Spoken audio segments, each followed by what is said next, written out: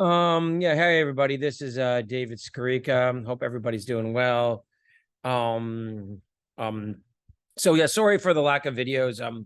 We're gonna get back on target. I was trying to get this out Monday, but ended up the tire wheel fell off my car. I was picking up a friend from the dock, and also I get some things shipped into me sometimes on Friday evenings.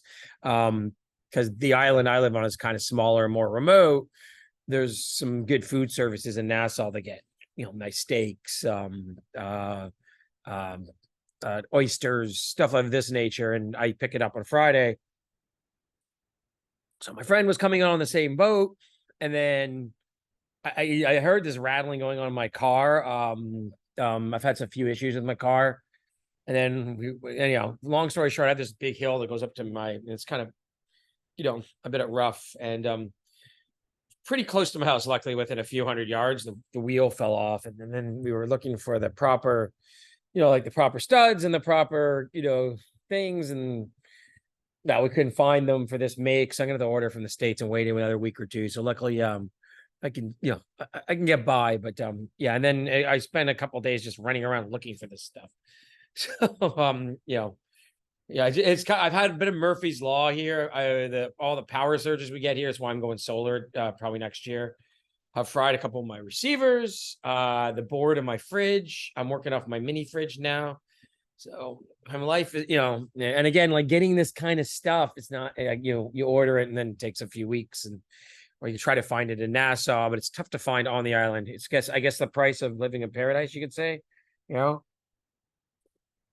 So it's not always perfect. So anyhow, we're going to do this. So I've got two videos, one for the regular members and then one for the paying members. So I was going to kind of do a longer version for the paying members, but what I decided to do is I'm doing this for both. And then the paying members, I'm just going to talk about the gold equity. So we're going to talk about gold. And what I'm going to show you, because now I really, we had this move on gold. And this sometimes it's good that things get delayed because, Sunday night, gold was breaking out. And then it sold off and ended up down a lot yesterday. And now it's just kind of consolidating the recent gains. And obviously the old all-time high is representing some pretty significant support with that big reversal that happened Sunday night. By the way, I know obviously sometimes futures are gapped down and you had a crash in 1987 on Monday and same in 1929. But I, for the most part, like to, especially during football season, especially during November, December months, when I know that usually there's not much going on in markets, I kind of like to ignore the Thursdays, what's going on in futures and the whatnot, right? So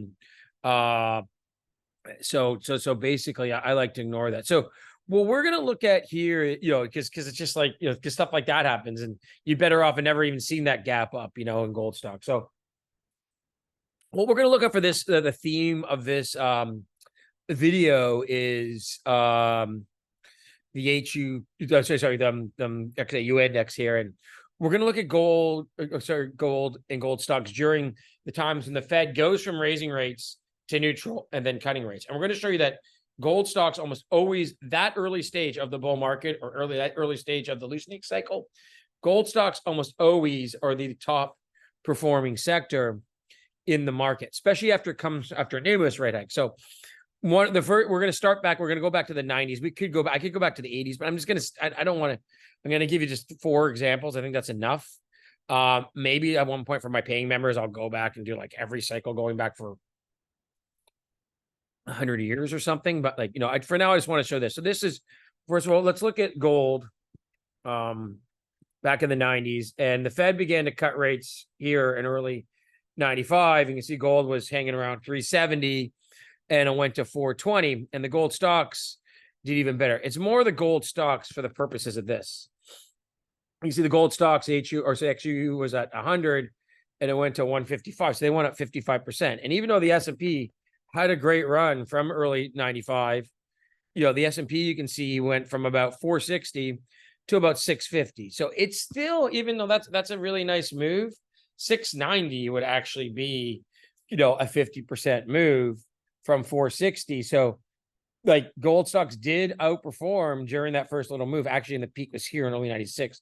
So they went up about 40%, gold stocks went up 50%. Of course, this was a big boom in juniors in 99, 95, 96. A lot of juniors went up 10, 2050X. That's when Bre-X and Diamond Fields and these kind of companies had, well, of course, Bre-X ended up being a scam, but Diamond Fields had huge fines. And the junior market went absolutely ballistic. Actually, I started out very young, like kind of speculating with a small amount of money my father gave me when I was 18 years old in 1995. And I thought it was genius because I turned 10 grand into like 50 grand or something.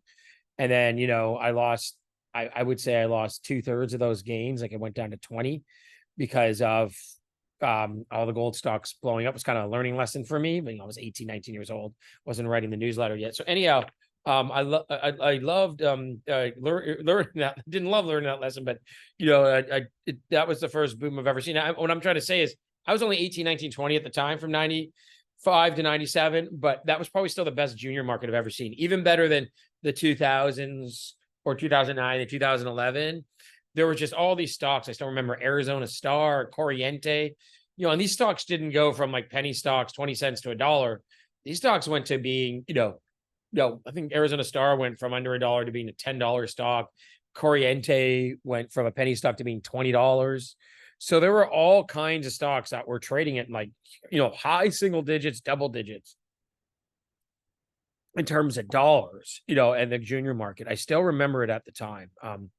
So there you go. There's SPX. There's whatever, there's their gold stocks. And if we go look at the rates, this is the T-bill. You can see the rates kind of, started to come back. You can see that's the rate cuts starting in 95, and rates went down about 100 basis points from 5.8% to 4.8. And they kind of stopped going down in 96. They actually, from 96 to 97, there was only one rate hike. And then there was rate cuts in 98. So when the rate cuts kind of stopped, gold really began to underperform. And so it's kind of interesting, but during the rate cuts that year, they did fantastically. So now we're going to go look back to the early 2000s. Let's go back here. We'll start in 2000, right about now in December, and we'll go to 2003, the end of December, or we'll go to December 2003. So when their rate, you can see that rates were almost 6%. In late 2000, they were cut down to, 1.5% by early 2002 after 9/11. And then went to under 1 basis point on the 3-month treasury by 2003. And if we we look at the stock market was still in a bear market. So this is where gold really outperformed the stock market. You see the S&P here actually was nearly 20% lower in the end of 2003, and actually fell 40% from what it was in early 2001 to 2002. While the Fed was cutting rates, because we were still into this big bubble was bursting in tech, we were still in a recession, etc. So then we go look at the HUI, and you can see the HUI here. So it went from 40, because I like HUI better than XAU, but I was using that 90s example. I was using the XAU because HUI didn't come into existence until 1997. So it went for HUI went from 40 to 240. It went up 6x, while the stock market went down 20%. So definitely gold stocks in 01, 02, 03 during that loosening cycle, really outperformed the market. And then the next thing we're going to look at is we're going to look at the 2006 to 2007 period, because this is an interesting period because the Fed stopped raising rates. So you can see in 2006, they were raising rates after that 1% that I showed you. Rates went back to nearly 5%. And then you can see in 2006, they stopped, and then they cut rates when the financial crisis kind of started. And until everything kind of all crashed together in 2008, again, gold stocks were essentially the top performing sector. So we look at gold here, and we can see gold went from, 425. I think, by the way, this is the kind of breakout we're going to see when gold breaks 2,100. You can see it broke. That 450 was really representing a lot of resistance back then. And you can see it took a little while to get through it, after it broke. And then boom, gold really just went up for years and years after that. We had a great 2 to 3 years in the market. That's kind of what I'm looking at here.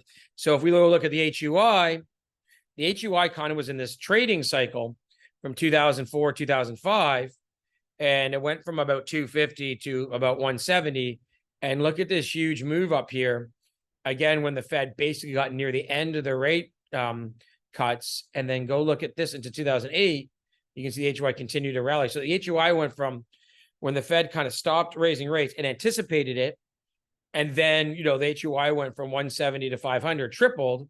And while stocks did well at that time, the S&P went from, about 1,100 to 1,500. It went up, 25, 30%. So again, the gold stocks, when the Fed stopped the rate hike cycle and went to rate cuts, 2007 really outperformed in that 2005 to 2006. And sometimes you have to anticipate it. It's not a science, because in 2005, what happens, they had not quite stopped raising rates yet. But by the middle of 2005, kind of like we were in the middle of this year, of 2023, you could see the last few rate hikes were coming. They were going to be small, and the rate hikes had essentially stopped, right? So then we go to 2009 to 2011. Now, this was a little different because after everything crashed, the Fed, I really believe the loosening cycle here began not when rates went to zero, but here in 2009 when the QE started. And for that first 2 years of QE, again, gold stocks did great. Like the S&P did well too. Don't get me wrong. The S&P went from, 666 at its low, let's say 700, and, went to like 1,300. So, from the low went up, doubled, from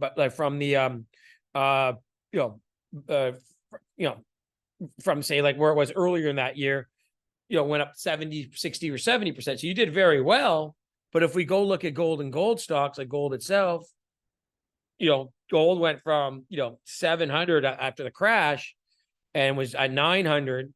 And again, then the 1,000 was the real key level. And you can see, so maybe 2,100 is kind of like that 1,000 to 1,050. Look how many times it took, for gold to really go above it. But, we went from 700, we more than double. And that's the physical asset. So just the physical gold outperformed the market. And of course, the gold stocks did great. And this, of course, I've talked about this story. This was the cycle where I basically made the money to pay off pay the down payment on my house. I had a stock called Tinka. I'll put Tinka up in a second. And Tinka, I did a 10-cent financing with a 15-cent warrant. And Tinka went to 50 or 60 cents. And, I had that money I made off Tinka. I used basically 100% of that money for the down payment on my house, right? So just so you know, I'm not just selling newsletters to make a living. I've made most of my money is probably, it can be feast or famine in the junior mining industry. But most of my money is made, the big chunks of money when I do make it are investing in these deals, putting my money where my mouth is, I guess you could say. But you can see the HUI, which bottomed at 150 and which was 250 in this area here, it went to over 600. So again, gold stocks, the market went up, say, from early 29, right before QE started, about 60%. Gold stocks went up over 100%. And from their lows, gold stocks went up 4x, where the market doubled. So, and gold stocks also led, you can see like the S&P was making new lows here. You can see gold stocks had already taken back about half of their crash lows by early 2009. So, and then we're going to go into 2018-19, the last kind of loosening cycle. And this is the HUI here. And we can see again, now everything smashed during COVID, but when they started to loosen, it started anticipating that rates were topping in 2018. And then when the Fed started to loosen in 2019, look at gold stocks did, from this loosening, a combination of quantitative easing, rates going to zero, them starting the rate cuts. Really, remember, the rate cut started in 2019, a year before COVID. The HUI went from 130 to 310. And we're going to look at the S&P. The S&P did well, but, because it had, this and this, really S&P, when they started cutting rates, it started anticipating it here, but from the lows went from 2,400, to 3,200. And from where it was in mid 2019, went up about 10 to 15%. So gold stocks really outperformed on that loosening cycle. And this is the rates here. You'll see rates started lower in 2019. And again, the gold stocks, when they started to rally in late 2018, we're anticipating this. And I think that's kind of what we're seeing now. We're in this period now, I think right now. Obviously, rates are higher, but I think we're in the period where short-term rates will go sideways for a number of months, and then we'll start seeing the rate cuts. And then we see the rate cuts, I think then you'll really see the gold stocks outperform. And I think they will go outperform into that. So right now, what's happening, of course, we had this big reversal. We had gold go above its all-time high. et cetera, et cetera. And then, we kind of saw the rally get faded. So let's look at the HUI here. We can see that it had done really well. Again, from September 200 to 240, that's a nearly 20% rally. We're kind of right back at the 200-day moving average now. So I would expect us to come from this overbought level, maybe really not much happen till the end of the month, and then really move at the end of next year. And then a lot of these stocks, like this is only like a 6-month chart. So let's get a 2-year chart. A lot of these stocks that people had bought them like earlier this year or early 2022 were still be in a tax loss situation. Like let's look at Newmont, for example, right? Yeah, anyone who bought Newmont in 2022, early 2023 is down. So you could still be selling that stock as a tax loss situation. So we can still see that tax loss selling. I think that's why a lot of the juniors haven't moved a great deal yet. And now, but I expect, again, as these rate hikes go, or rate cuts go, we can see we kind of started that sideways movement that I talked about. And I think next year you'll start seeing the short-term rates come down. The Fed funds futures I've talked about many times are talking similar to that kind of 1995 pattern, about 100 basis points in rate cuts next year. And so your question is, like the opportunity cost of holding gold goes down when rate cuts go down, right? Because you're getting less interest on your money. That's why gold moves up. And I think there's also a psychology. Gold goes up earlier in the economic cycle. Why? Because, when you get these rate hikes, maybe you get a recession, maybe you get a bear market in stocks, people become more cautious. Like right now, people would be much more cautious borrowing money, right? So then they're kind of like, we'll go into gold and precious metals, I think, in the first wave, because they still have that cautious mentality of the bull market. And then what happens is, because people will say, well, if they're cutting rates, or rates don't go up, how come gold didn't go up in the 90s, or go up in the in the 2013 to 2018 period? And I kind of just tell people, like, I think that once the bull market's mature, then people want to move their money into riskier asset classes, and gold is considered somewhat of a safe haven, right? Like I said, it's good when you're seeing monetary policy loosen and you're early in the economic cycle and people have a different mentality. But as the cycle matures and we get more speculation in asset markets, people want to get out of gold. And it took me a long time, people, to learn this. And I now, like, I'm not going to make the statements, a stake that I've made in the past where I could keep sticking with gold. And this is why I've have all these turnaround plays right now that, have done pretty well. Like, actually yesterday in a down day in the markets, they that's for paying subscribers, but they did very well, a lot of these stocks yesterday. So I think that once you see that kind of mature, you want to get into riskier asset classes, because if as long as you don't think rates are going to go higher, because that's what ends up happening with people's money. They tend to be like, okay, now I want in crypto, now I want into, whatever, tech stocks, whatever it may be, because we're maturing in the economic cycle. The economy's getting hotter. It's booming more. People have more money. And you want to get into something that's a little more exciting than, say, gold and precious metals. It took me a long time to figure that out, by the way. Maybe I'm stupid. I don't know. But it did take me a long time to figure that out. But anyhow, it looks to me like, I think I've shown you these examples. And all three of those examples, 95, 2018, 2009, 2005, 6, 2001, 2, every time that the Fed began or ended the tightening cycle, started the loosening cycle, over like whatever it may be, especially over that 1 to 2 year period, the first year during the stopping or the ending of the tightening cycle and the beginning of the loosening cycle, gold stocks are always outperforming. And by the way, if you looked at sectors, gold stocks are about the best performing sector, gold equities, during those periods. So there's times to buy them. And like, gold stocks, I don't think are great long-term investments because of the nature, the difficult nature of the industry. But as speculations and as, medium-term holds during those moves higher, during the initial phases of the loosening cycle, I think they're great. So what I'm going to do for my paying members, we're going to have, look at the gold stocks that we own, some of the juniors that we own, to expand on this. I might just show 1 or 2 examples in that, rehash these. And I think we're more like in that early 2000s period. It's similar because rates are higher, so they have they can be cut. Now, when rates were 2%, they can only fall 200 basis points. I don't know how big this loosening cycle would be, but technically rates could fall 500 basis points, right? I don't think that's going to happen, but they could fall 200 or 300 basis points from here, and now with people getting used to these 5% interest rates, if they cut to 300 or 350, cut 100 to 200 basis points, it's going to feel a lot looser, right? Because we actually had real interest rates and we actually have them right now, right? So anyhow, I'll have that for my paying members. I hope you enjoyed this. I think this is informative. I haven't really seen a lot of people talk about this too, where early on in these loosening cycles, because everyone's just so focused on the stock market, right? Oh, the Fed, don't fight the Fed, buy stocks, right? They don't realize that some of the best stocks to own are gold equities, So everybody take care, and hope you're doing well.